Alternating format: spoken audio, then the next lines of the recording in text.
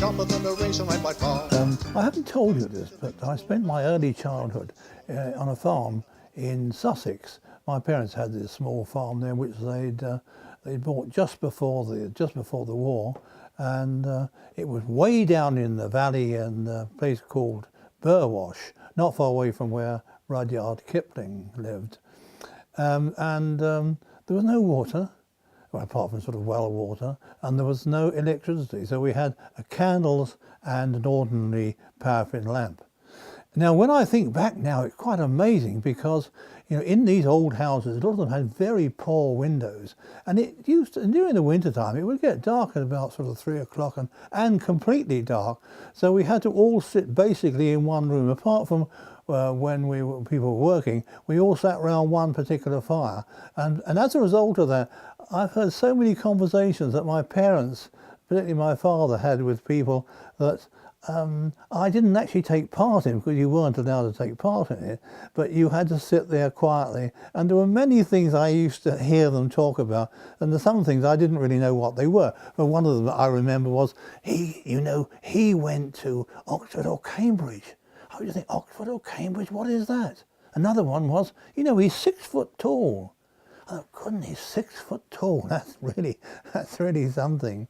And then people used to also mention people's religion as well. They might say, oh, he was a Catholic, or he's a Christian, or he's a Jew. And not in any detrimental way, but just as a way of describing people, because there used to be quite a number of people, when I look back, who would call around, might be travellers. Also the government officials would come round, because this was at the beginning of the war, when there were all sorts of tight restrictions. And I'd say one of the things I can remember that was really quite frightening was when we were issued with gas masks. Here's one here. Now these things, everyone had one of these, and would you believe it? They had about 38 million of these already manufactured before we went to that war we didn't know we were going to get into. So it just shows you somebody knew there was going to be another war, and they manufactured these gas masks. So we all had one. I had one. Everybody had one. And the thing about the gas mask is that when you put it on, it's a feeling of claustrophobia. You really feel, God, have I got to wear this? What happens if I want to have something to drink? What happens if I want to have something to eat? And what I realise now is that we were kidded. It was a lie, because there was no chance that Germany would ever try and gas the whole country. If you look at the weather forecast and the way the winds blow, that would be absolutely impossible. But it was a jolly good way of making people feel, oh, this is war. We've got to protect ourselves from those nasty people. Then there was something else that was quite interesting, and here it is here. When you heard this, put your gas mask on, because this was the sign and an instrument that the gas, the IR, well, the people involved in telling you that there was gas, and that was the thing. So this is also made just before the war. And the other thing I found out as well, and that is that the Anderson shelter, they started to build that at the beginning of 1939. So all this business about going into Poland and helping Poland, which we didn't help them anyway, was just a good reason to start the war, which they had been preparing for. Now, and that's one of the reasons why I suppose now I'm a peace activist. I'm against war. Well, I'm sure most people are. I'm sure you're against war. Most people are against war. What is the difference then between you and a peace activist? Well, I get involved in things, and I check things out, and in doing what I do, I've discovered an awful lot of truths that are not true. What do they say? The first victim of war is truth. And that's absolutely correct. So in a democracy, if you don't have truth, if they don't tell you what is the truth, how can we possibly have a true democracy. We really need to know what these people, these warmongers are doing, because that's what they are. They're warmongers. They went to war, and you know what they did? They got two of the most advanced Christian European countries to fight each other. I maintain, these are my views, that if we had described the Germans as being German Christians, it would have been very difficult for the English Christians to have fought them. So we have to think of another name. We'd already used the Bosch, we'd used the Huns, the Krauts, so what about the Nazis? Ah, that's a good one. We call them all the Nazis, and they're all Nazis. That makes it so much easier to get in them and show them what is right. Well, now we can take a small unexpected break because we have a guest here, and this guest can play the tin whistle.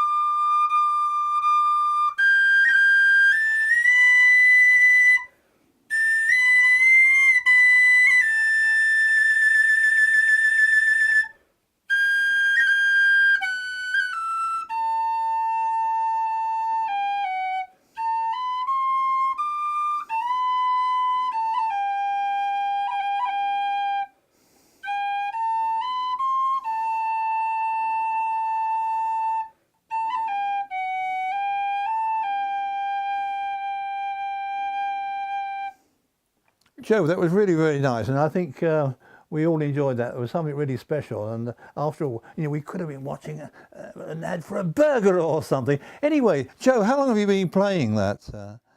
Since the age of 8, I was in year 5. Oh, have you? Right, right. Is it something you picked up from your father, or did it? No, I was in St Bernard's in Moseley, and they were lucky enough to have a man come in and teach to play the tin whistle. But you are Irish, aren't you? You have an Irish connection. Irish descent, yes. Yes, so I see. So the pipe means a little bit probably more Yes, to you yes. In a deeper way than That's probably it, yeah. does to. And it was other a people. Catholic school. I see, right, yes. Oh, that was really good. Anyway, thank you very much indeed. Joe, for that. It's made a nice little interlude, I think. Yeah. We'll meet again, don't know where, don't know when, but I know we'll meet again some sunny day.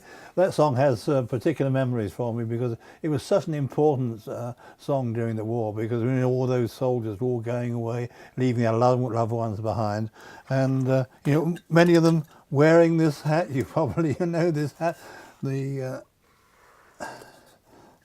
There we are. This one was this hat was tin helmet was made probably about 1938. There was quite a number of them. They all look rather similar, but in actual fact they are slightly different. And people who collect these know exactly what they are and the year they were made. Yeah, this is a helmet that it still has the inside to it. Or you could buy these at one time for next to nothing because they just thrown away for scrap. But now they are a collector's item. But anyway, the point about all this is that what I'm leading up to is that how I became anti-war and a peace practitioner and peace enthusiast, because that's what it did to me. Because the trauma of being a little boy in the war, in the heart of the country, when it got dark, it was really dark, completely pitch black. So you go outside and you wouldn't see anything. You just bang into things.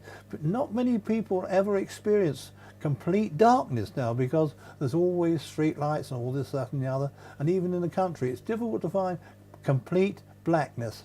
And when that happens, you've got planes above, and you've got machine guns, and you've got bombs falling over, it affects you. And it's something that made me think that war is not necessary. What is this business about killing people to solve a problem, smashing people's houses and destroying their loved ones and everything? It's not it's unnecessary. There's something wrong, isn't there? You know there's something wrong. I know there's something wrong. So let's do something about it. And only we can do something about it. And so that's why I started this organisation, War Stop, the pledge, and trying to get them to honour the pledge which those warmongers made during the First World War. You remember it, the war to end all wars. They forgot all about it. Why? Because there was money to be made. One of the things as a boy I used to enjoy doing, this was after a night raid, was to go around and find these shells. Well, this is a bullet here. This has been deactivated. Normally you would just find that part there. This is a 20mm cannon shell, and you'd find these on the ground, and people used to make lighters of them and things like that. This one here was, it's been deactivated, so don't worry, there's no chance of it going off. And as a result of that, I wrote a poem, not at the time, much later, and I'll read you it. It's called I Am a Bullet. I am a bullet, I live in a box, and when I'm used I can kill a fox, or kill a deer on a heathered moor, or a tiger in Jaipur. In the Arctic region, or down below, I can kill a polar bear in the snow, or kill a seal and a walrus too. There is no end to what I can do.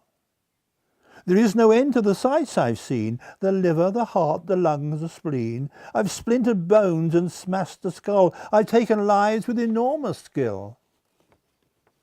But now I'm spent, I need a change. Tracer, dum-dum, I've seen too much war. I'm tired of killing, I want no more. A peaceful pursuit, and let me shoot at a target that's forever mute, that cannot sob, squeal or scream, just a cardboard disc against the screen.